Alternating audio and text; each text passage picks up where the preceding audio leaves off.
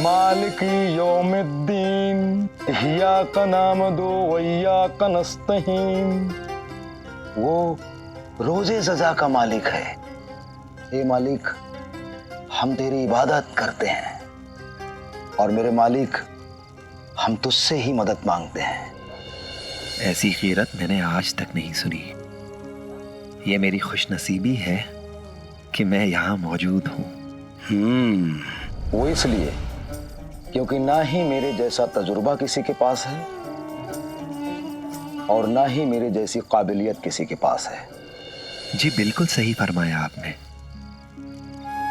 और अब तो पूरी तरह साफ हो गया है कि मैं आपसे बहुत कुछ सीख सकता हूँ। ये मेरी खुशनसीबी है कि आप द्वारका माई में ठहरे।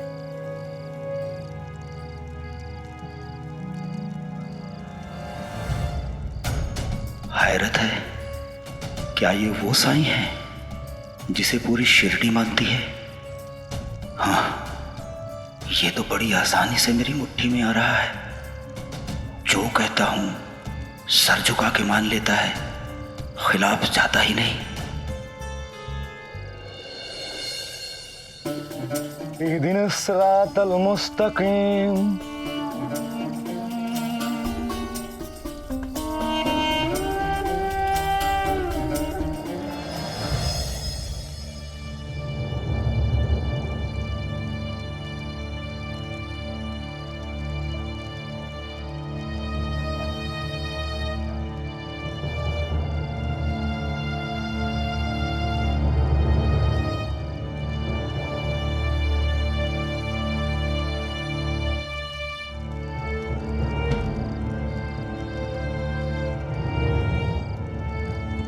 साईं, तुम इन लोगों के साथ यहाँ कैसे रह सकते हो? मैं अभी तुमसे कहती हूँ तुम घर चलो, हमारे साथ रहो। हाँ सही। भाईसामा, मैं बहुत खुश हूँ, मेरी चिंता मत करो। और मैंने कहा ना, अगर मुझे कोई भी तकलीफ होगी तो मैं खुद ही आ जाऊंगा। दिलावर जैसे ज्ञानी इंसान से कुछ सीखने का मौका मिला है मुझे, और मैं इसे खोना नहीं चाहता। तुम सच कह रहे हो? हाँ भाईजामा, इन आयतों को सुनना सौभाग्य है। मैं यही ठीक हूं।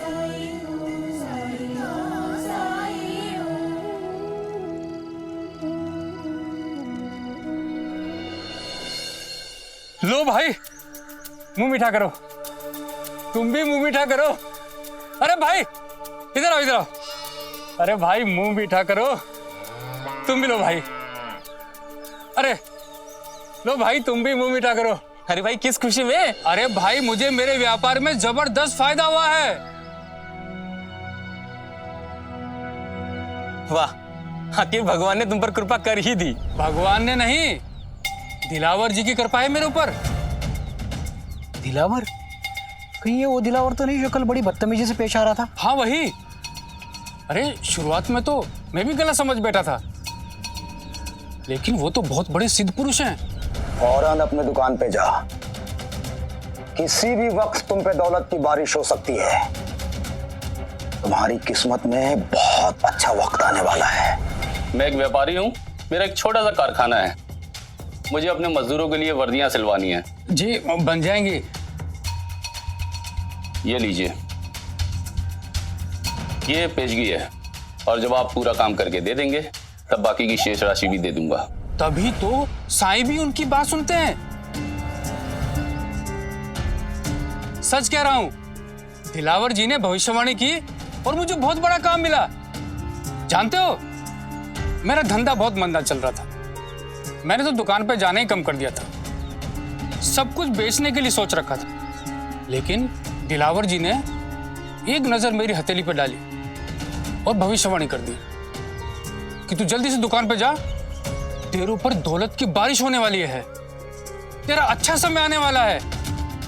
और जैसे मैं दुकान पे भाग के गया, मुझे एक बहुत बड़ा काम मिला, बहुत बड़े मुनाफे वाला काम मिला। मुनाफा?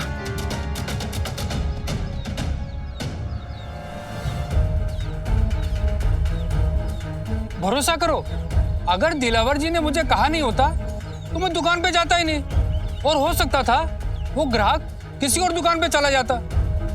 अगर तुम लोग अपना भविष्य जानते हो तो हर काम सही समय पे और सही तरीके से कर सकते हो।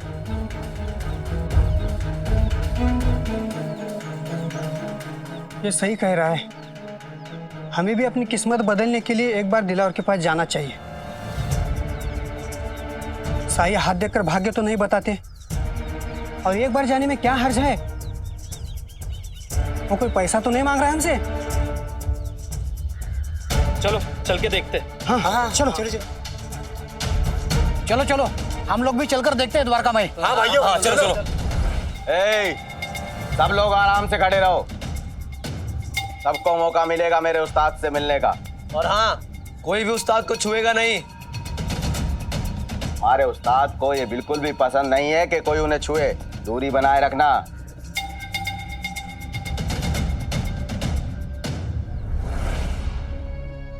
चलो। प्रणाम साई। सब लोग साईं पे बहुत भरोसा करते हैं। रुको, वहीं रुको। बोल। जी मेरा नाम। मुझे तुम्हारे नाम से कुछ भी लेना देना नहीं है, तू अपनी हथेली दिखा बस।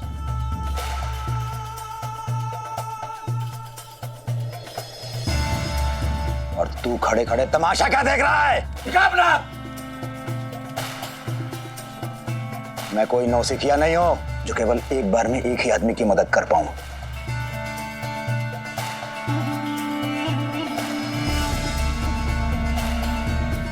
अपनी परेशानी बता।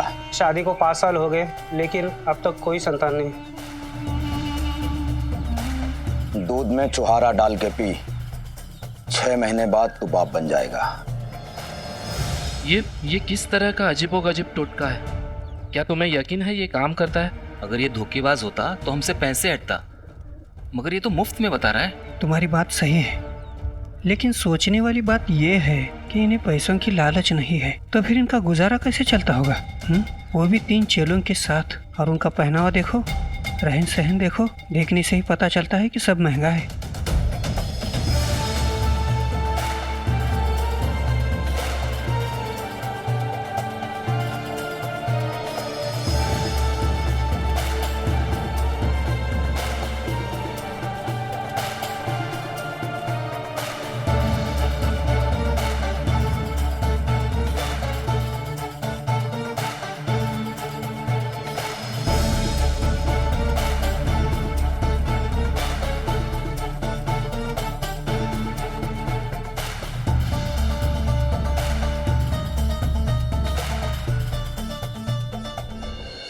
मुझे बताया है 11 पूर्णमासी के बाद सब कुछ ठीक हो जाएगा। मेरी बात सुन, तू भी वहां चली जा, एक बार जाके मिल ले। क्या पता तेरे भविष्य के बारे में भी कुछ बता दे। अपना भविष्य जानती हूँ मैं, मेरा भविष्य मेरी बेटी से जुड़ा है। बस मुझे अब कड़ी मेहनत करनी है ताकि मैं उसका भविष्य संवार सकूं। जो मेरे साथ हुआ उसके साथ ना हो, बस इससे ज्यादा कुछ और नहीं जानना चाहती हूँ मैं। ये क्या पंचायत लगा रखी है यहाँ? दादा यहाँ नहीं है तो सब लोग काम चोर बन गए हैं ना? एक बात कान खोल कर सुन लो तुम दोनों, मेरे यहाँ होते हुए ये सब नहीं चलेगा। हाँ,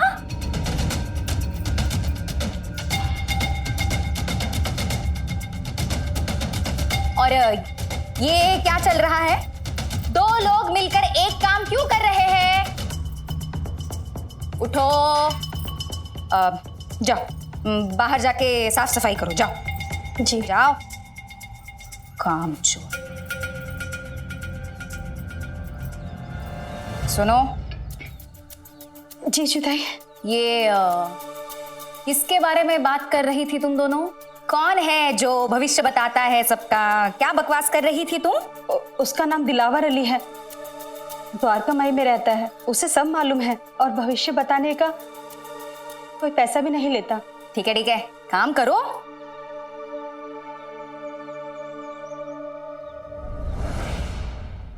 द्वारका माई में उस खंडर में तो वो डोंगी साई रहता है। ये दूसरा कब आ गया? और ये भी मुफ्त में लोगों की मदद कर रहा है। दादा यहाँ नहीं है और अंता पंता ने अब तक ये खबर नहीं दी। सब कामचोर बन गए हैं। उन्हें गांव की खबर देने के लिए कहा था दादा ने। अगर ऐसा ही चलता रहा तो ये गांव दादा के नियंत्रण से बाहर हो जाएगा।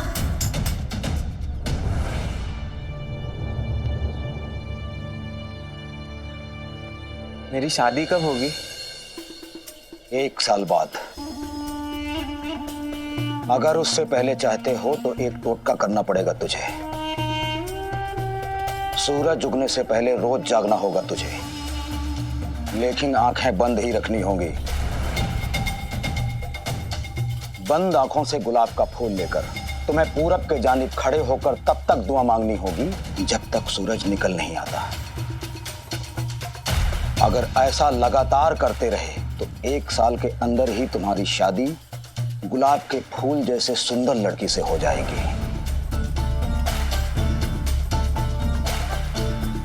चलता हूँ साई।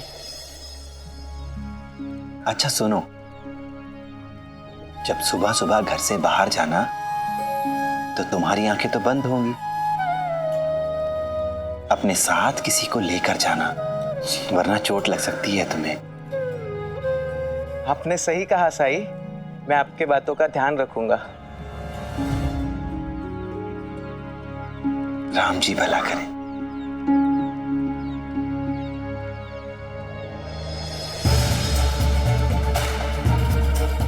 साईं साईं साईं, जो भी मुझसे मिलने आता है वो आते हुए पहले साईं से मिलता है और जाते हुए भी। क्यों उसे नजरअंदाज नहीं कर रहे हैं लोग? मुझे पैसे वाले कामों की जरूरत है। मुझ पर मेरे माता पिता, पत्नी और बच्चों की जिम्मेदारी है।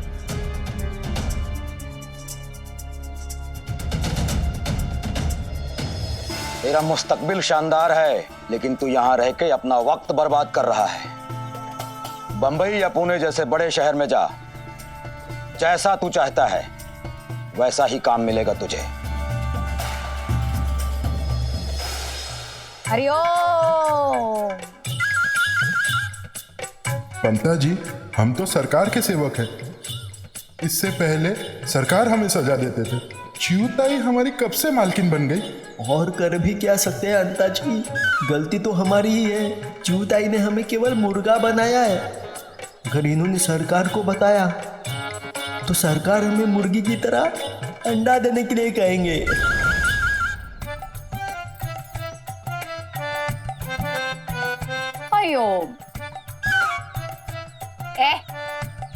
ये एक दूसरे की आंखों में आंखें डालकर क्या गुटरगू कर रहे हो? तो क्या मुंह में दही जमा रखा है जो बोल नहीं पा रहे हो? बोलते क्यों नहीं? तुम्हें क्या लगता है दादा यहाँ नहीं है तो तुम दोनों खुले सांड की तरह मटर गश्ती करोगे? एक बात तुम दोनों मत भूलना कि मैं अभी भी यहाँ हूँ। शिरडी में कहा क्या हो रहा है इसकी पूरी खबर तुम दोनों मुझे दोगे, और जब तक तुम दोनों मुझे पूरी खबर नहीं दोगे तब तक तुम दोनों ऐसे ही रहोगे, इसी हाल में मुर्गा बने। मैं अपने परिवार को छोड़कर कैसे जा सकता हूँ? तो मर आई, लेकिन अपनी तरह मेरा वक्त बर्बाद मत कर। रिश्ते नाते के जंजाल में उलझा रहा तो जिंदगी कभी भी सुलझ नहीं पाएगी तेरी। लेकिन वेकिन कुछ नहीं। परिवार की फिक्र छोड़ और अपनी फिक्र कर। किस्मत तुझे देना चाहती है और तू है कि इनकार कर रहा है।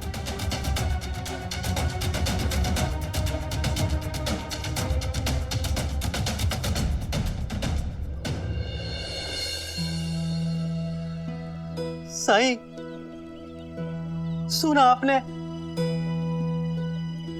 मैं अपने परिवार को छोड़कर कैसे जाऊं? काम क्या करते हो तुम? मैं ग्वाला हूं साईं। मुझे अपनी जिंदगी में कुछ बड़ा करना है। मैं कुछ बनना चाहता हूं, पर साईं मैं उसके लिए अपने परिवार को छोड़ने की कल्पना भी नहीं कर सकता। अगर किसी बड़े शहर जा रहे हो तो पहले अकेले ही चले जाओ। जब आर्थिक रूप से सक्षम हो जाना तो अपने परिवार को भी ले जाना।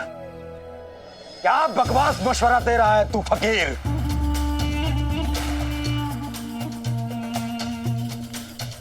अगर ये शख्स अपने परिवार के साथ शहर में रहेगा तो अपना कीमती वक्त उनके साथ बिताएगा, परिवार की चिंता में खतरा उठाने से हिचकिचाएगा, डरेगा। वो जो करना चाहता है खुले दिल से कभी भी नहीं कर पाएगा। जब कई तरह की पाबंदियां हों, पर कतर दिए गए हों, तो कोई भी ऊंची उड़ान नहीं भर सकता।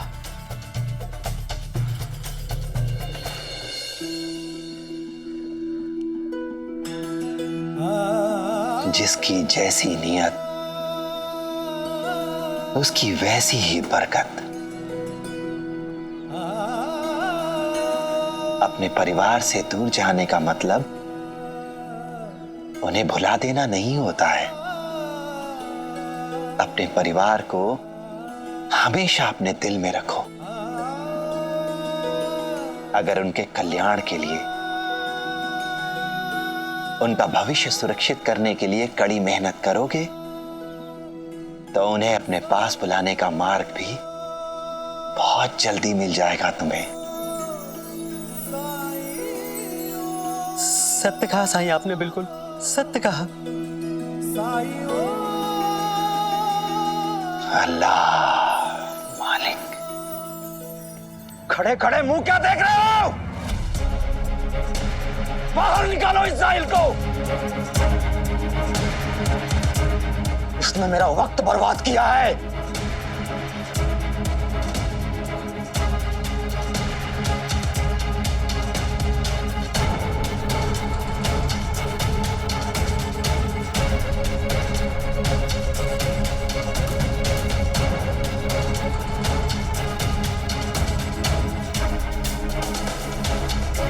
मैं सबकी मदद करना चाह रहा था, लेकिन किसी को मुझसे जलन हो रही है और वो मेरे लिए दिक्कत पैदा कर रहा है।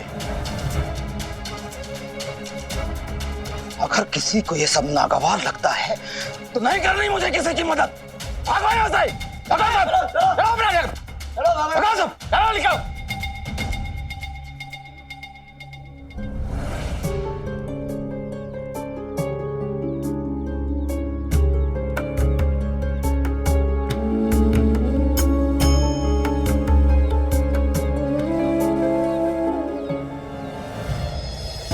और तू फकीर, मेरी बात को कान खोल के अच्छी तरह से सुन ले।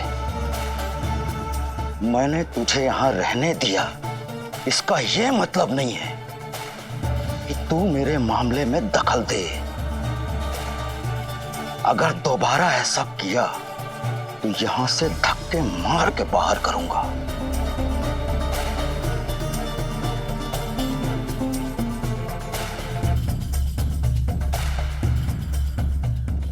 साई,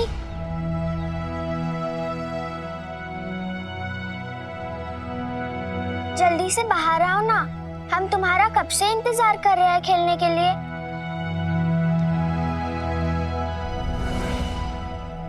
तेरी यही औकात है, जाके खेल बच्चों के साथ। ये बच्चे शिरडी का भविष्य हैं। कभी इनके साथ वक्त बिता कर देखिए, बहुत कुछ सीखने को मिलेगा।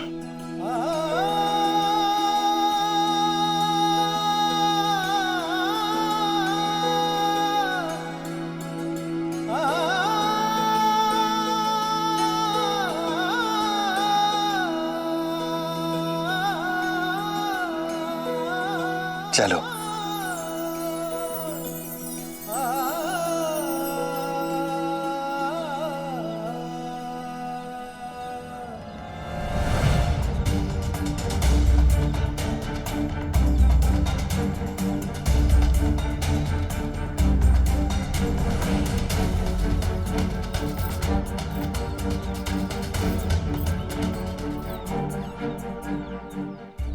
ऐसी कोई खास खबर है ही नहीं चिउताई। खास खबर नहीं है तो फिर उस खंडर में उस साई के साथ एक और फकीर रह रहा है, लोगों की मुफ्त में मदद कर रहा है और दरबार लगा रखा है उसने। ये खास खबर नहीं है? अंता जी, इन्हें बता भी देते तो ये क्या कर रही थी उसका। हाँ पंता जी, अगर सरकार ने हमें कहा होता कि चिउताई को बताना है तो हम इन्हें बता देते।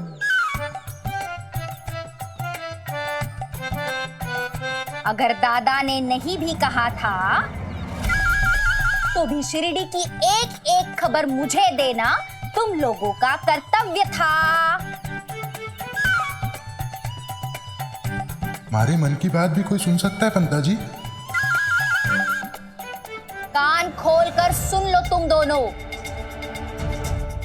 दादा की गैर हाजिरी में तुम्हारी मालकिन मैं हूं।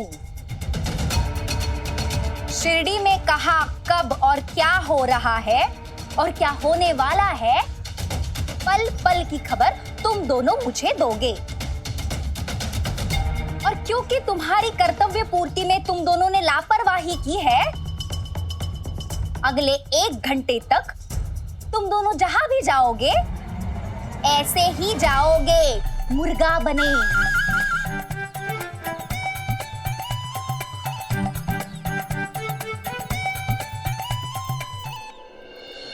तुम लोग वहां द्वारका माई में अंदर क्यों नहीं आए? कैसे आते? वहाँ पर सफेद भूत जो था।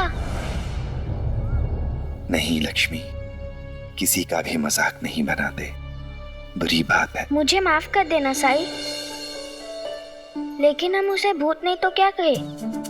वो भूत की तरह सर से लेके पैर तक सफेद कपड़े पहने रहता है और हम बच्चों को मारने की धमकी देकर डराता है वो। और सबसे बड़ी बात कि तुम्हारे सीधे और दयालु होने का गलत फायदा उठाया उसने। तुम्हारी ही द्वारका माई में तुम्हें कोने में रहने के लिए मजबूर कर दिया उसने। इसीलिए तुम कुछ भी बोलो, लेकिन मेरे लिए तो वो सफेद भूत ही है और मैं उसे इसी नाम से बुलाऊंगी। जब से वो लोग द्वारका में ही आए हैं, हमें वहाँ आने में बहुत डर लगता है। इसीलिए हमसे मिलने के लिए आज से तुम यही आया करना साई। हम तुम्हारा यही इंतजार करेंगे। द्वारका माई तो अभी भी सभी की है, तुम लोगों को वहां आने में किसी से डरने की जरूरत नहीं है। तुम लोग जब चाहे वहां आ सकते हो। नहीं साई, जब वो सफेद भूत वहाँ से चला जाएगा तभी ही हम अपनी द्वारका माई के अंदर आएंगे। हाँ साई।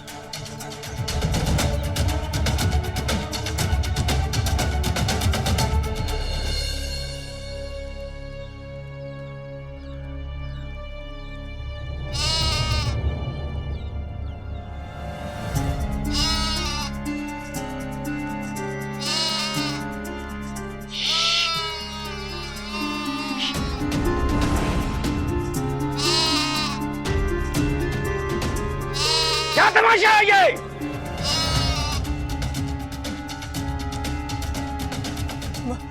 माफी उस्ताद, ये बकरी न जाने कहां से आ गई और शोर मचा रही है।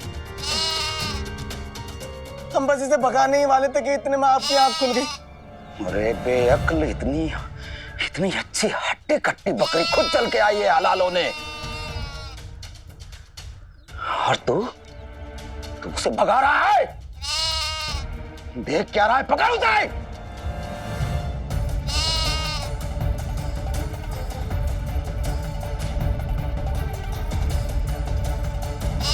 आज मैं गोश्त खाऊंगा। ए बोरू, चल पानी गरम कर, इसके लिए मैं मसाला खुद बनाऊंगा। चल।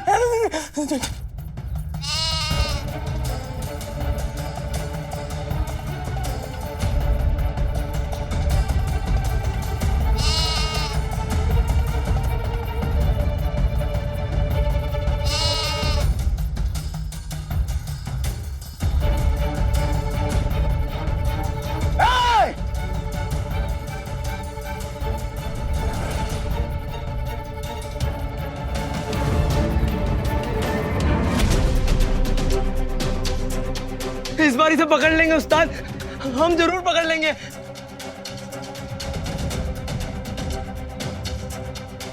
तुम्हारे लिए यही बेहतर होगा, क्योंकि जब भी कुछ मेरे मर्जी के मुताबिक नहीं होता है तो मैं क्या हाल करता हूं तुम्हें पता है।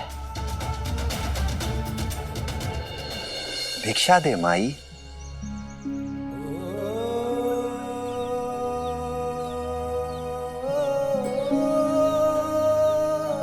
मैं तो पागल हूं ना आई, जो इसके लिए खाना बना के रखती हूँ। इसे तो कोई फर्क ही नहीं पड़ता, ये तो बस भिक्षा मांग कर ही खाना चाहता है। भाईसमा, बहुत भूख लगी है, कुछ खाने को नहीं दोगी?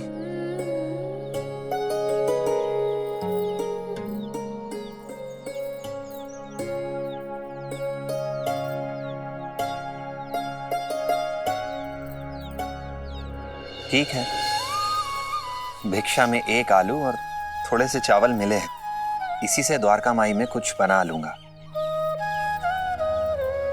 ज्यादा ना सही पर थोड़ा थोड़ा तो हो ही जाएगा सबके लिए।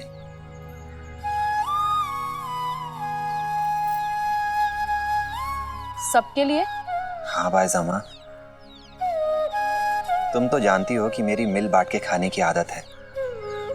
द्वारका माई में रोज नए मेहमान आते रहते हैं और आजकल तो मेरे पुराने दोस्त भी हैं, उन्हें कैसे भूल सकता हूं मैं।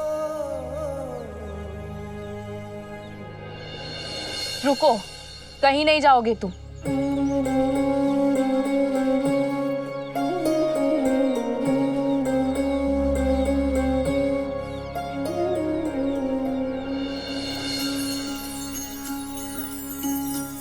सारे संसार की चिंता है तुम्हें, बस अपना ध्यान नहीं रहता। ऊपर से किसी की बात भी नहीं सुनोगे तुम।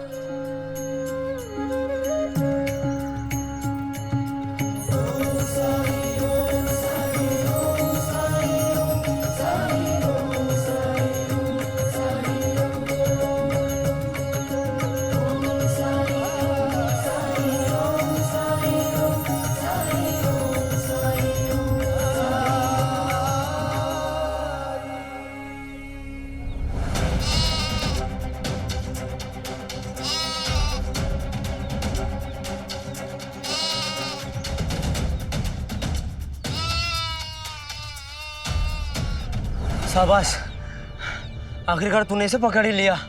अब हम पिटाई से बच जाएंगे। अब जल्दी चल, उस्ताद तेज धार के साथ इसका इंतजार कर रहे होंगे। चल।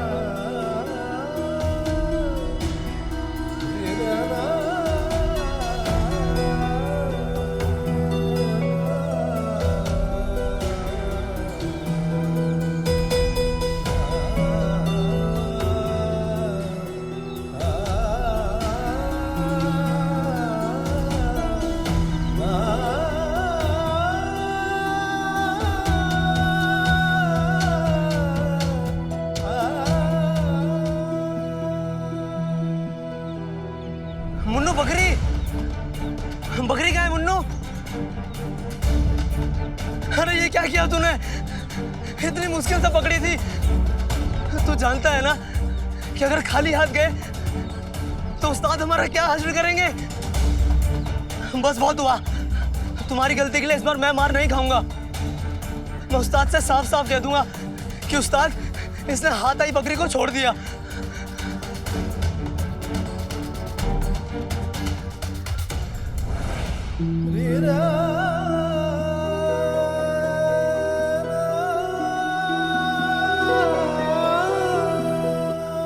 अम्मी,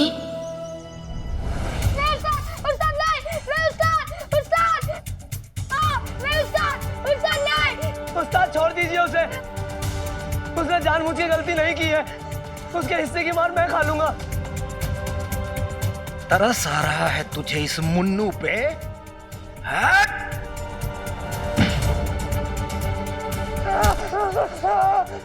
अब सुन,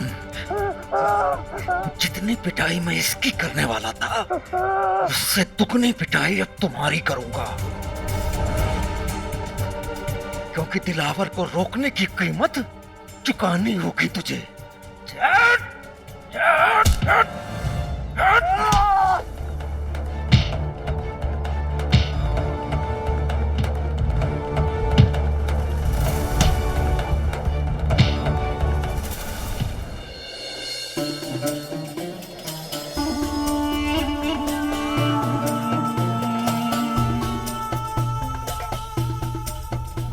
उस्ताद,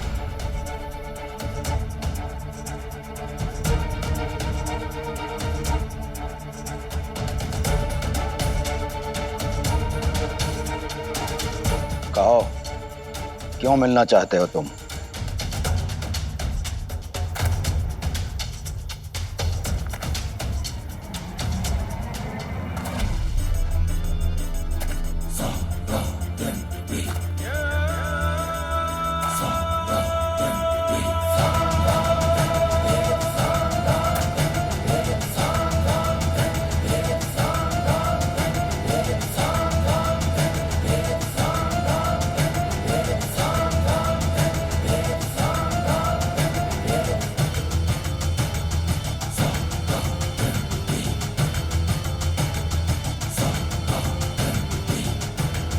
मेरा काम कब तक होगा?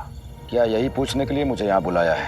इतने छोटे से काम के लिए तुम जैसे आदमी को इतना वक्त नहीं लगाना चाहिए था। हर काम का अपना तय वक्त होता है रत्नाकर सेठ। इसके लिए तुम्हें इंतजार और भरोसा दोनों करना पड़ेगा। मुझे क्या करना है, कब करना है और कैसे करना है, ये तुम मुझ पे छोड़ दो। और मैं जब जब बोलूं, जो बोलूं, करता जा।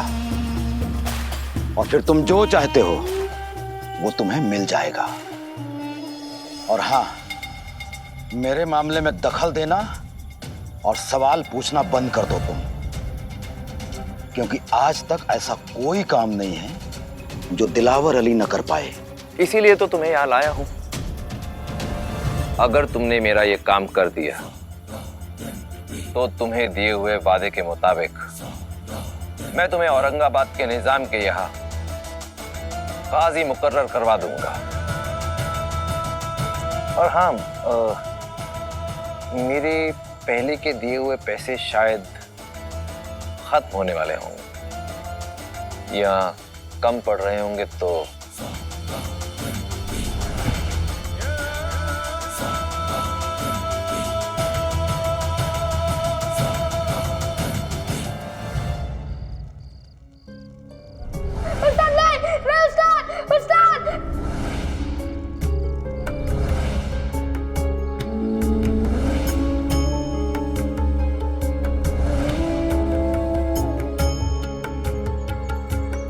शांत मन और शांत दिमाग से तुमने सब कुछ कितनी जल्दी सीख लिया।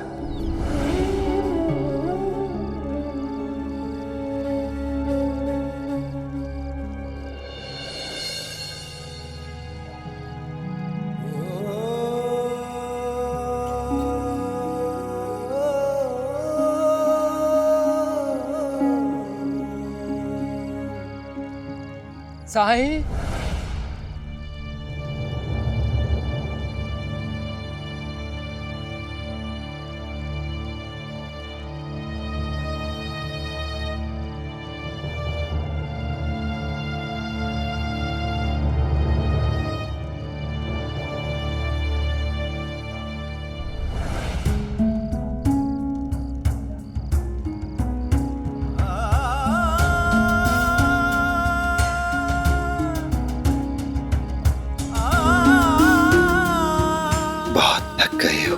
साईं, सब कहते हैं कि आपके पास सभी समस्याओं का समाधान है। तुम अपनी कहो, क्या मदद कर सकता हूं तुम्हारी? साईं, पेशे से मैं मजदूर हूँ। मुझे पता है कि मेरा काम बहुत मेहनत वाला है। मैं मेहनत करने से नहीं भागता साईं, लेकिन मेरा मालिक बहुत सख्त है, समझिए, क्रूर इंसान है वो दिन भर मुझसे काम करवाता है और रात को आराम भी नहीं करने देता। छोटी से छोटी गलती में मुझे गाली देता है। मैं भूखा प्यासा काम करते रहता हूँ, लेकिन इससे उसे कोई फर्क नहीं पड़ता। अगर काम के बाद मैं थोड़ा सा आराम कर लेता हूँ तो वो मेरी मजदूरी काट लेता है साईं। मैं इतना थक गया हूँ साईं कि मुझसे अब काम ही नहीं होता। मेरा इलाज करिए साईं। मुझे ताकत चाहिए कि मैं और काम कर सकूं। मैं और काम कर सकूं साईं।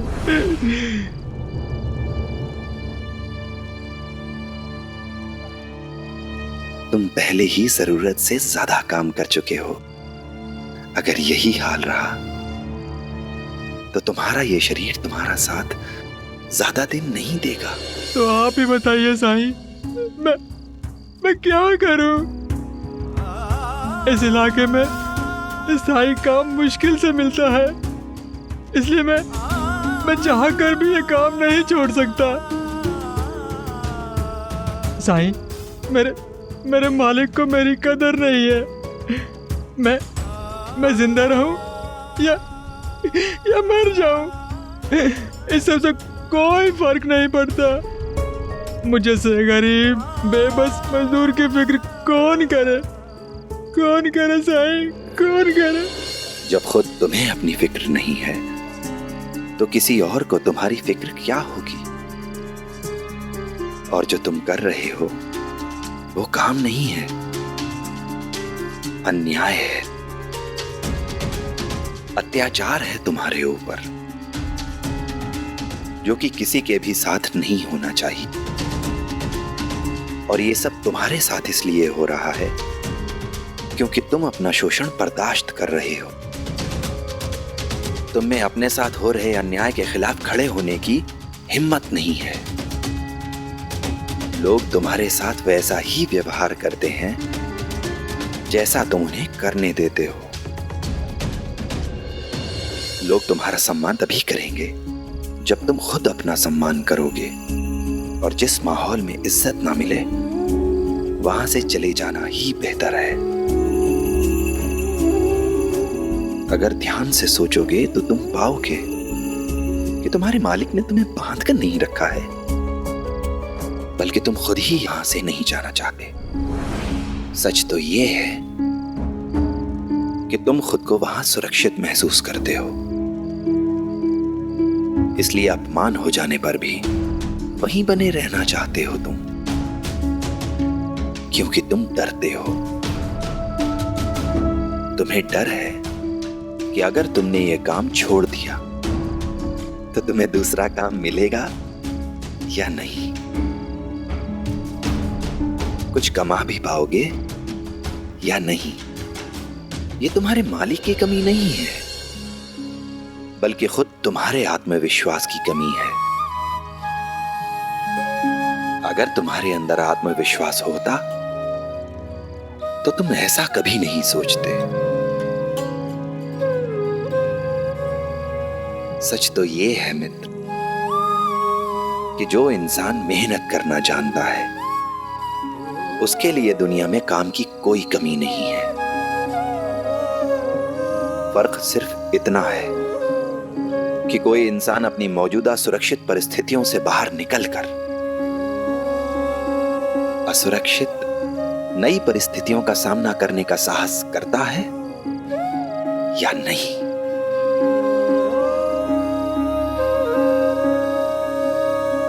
घर जाओ, आराम करो, अपने शरीर की गर्म पानी से सिकाई करो और जब पूरी तरह ठीक हो जाओ तभी काम पर जाना। और अगर तुम्हारा मालिक इस बात को ना माने तो छोड़ देना ऐसे काम को, ऐसे मालिक को। तलाश करना ऐसा मालिक जो उदार हो, दयालु हो, जो कद्र करे तुम्हारी और तुम्हारे काम की। लेकिन क्या ऐसा मालिक मिलेगा मुझे? क्यों नहीं मिलेगा? एक बार प्रयास तो करो।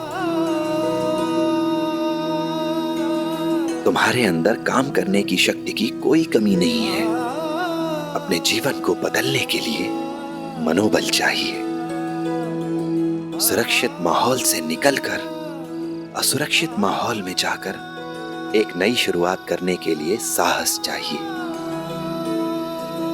पर वो साहस मैं तुम्हें नहीं दे सकता दोस्त, वो तुम्हें खुद अपने अंदर ढूंढना होगा।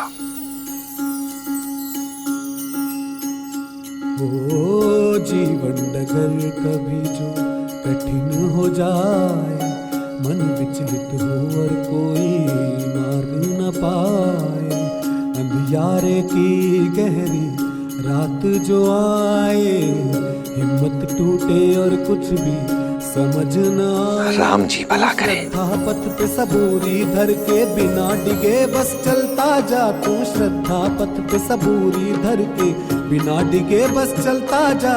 श्रद्धा भक्ति धीर तुझे उस पार लगाए, तेरा संयम और विश्वास तुझे राह दिखाए। ओम साई ओम साई ओम साई ओम साई ओम साई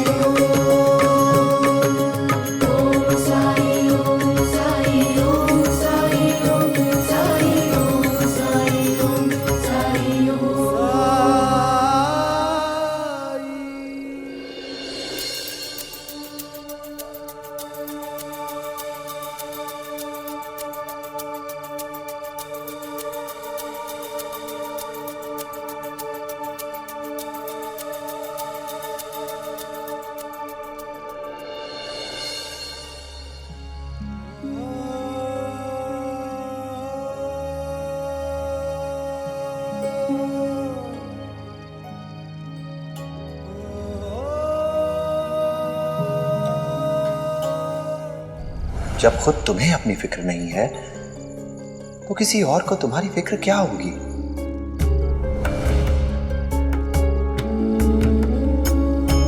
और ये सब तुम्हारे साथ इसलिए हो रहा है क्योंकि तुम अपना शोषण बर्दाश्त कर रहे हो।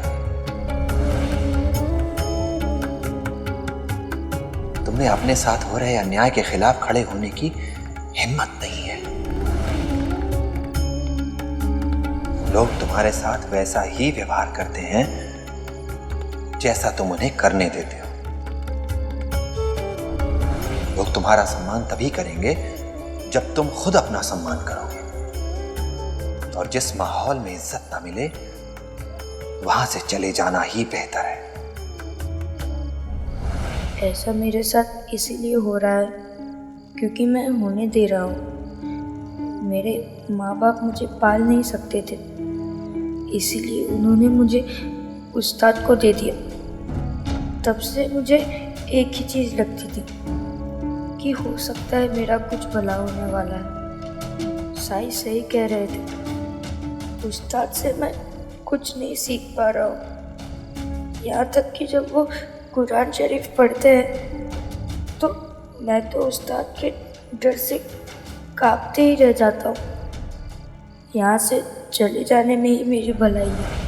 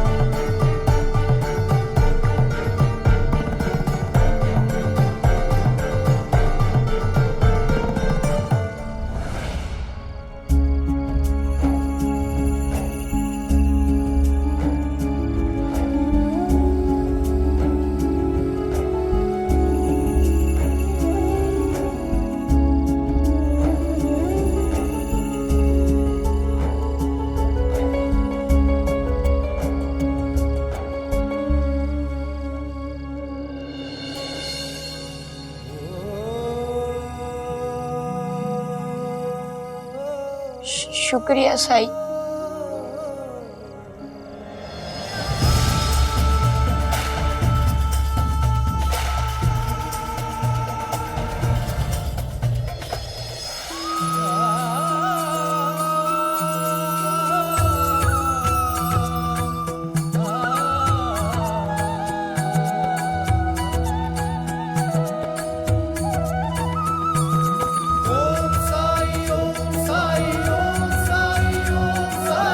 बेफिक्र होकर जाओ मन्नू, तुम्हारा सुनहरा भविष्य तुम्हारी प्रतीक्षा कर रहा है।